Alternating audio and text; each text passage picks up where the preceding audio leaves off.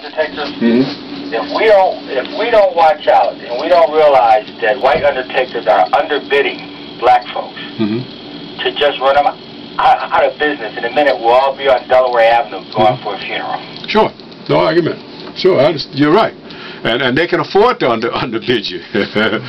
I had an uncle once who was walking down Main Street. He was in the military, and he said this man walked up to him, was a white fella, and asked him if he could spare a dime. And my uncle turned to him and said, "Look," and said, "You've been free all your life. You ought to have a dime." So if I mean, the fact of the matter is that these individuals are supposed to be able to underbid you, and we should understand that. Yeah. But on the other flip side of that too, is that I think it's the responsibility of business, of black business, to keep folks aware of this and to do the best that they can do by their constituents. Am I right? That's right. And put their best foot forward. And that means leaning over backwards a little bit. You know, really be a salesperson. And don't take some of the attitudes that I see some of them take. Okay? Okay, thanks. All right, Warren, thank you. Any final thoughts, man, with you, Mr. Horton?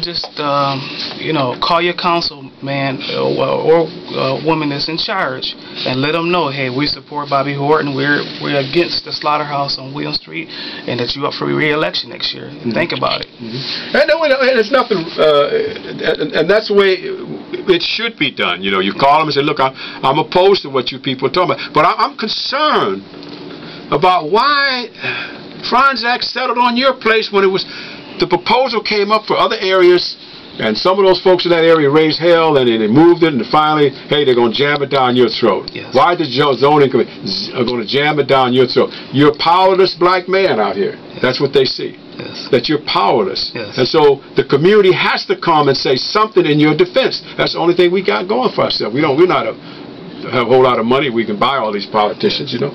And that's what I'm asking the community, the black community, to get behind me and support me, and let's say no to the slaughterhouse, and call your council, woman or man in your district, and let them know, hey, we are against the slaughterhouse. And if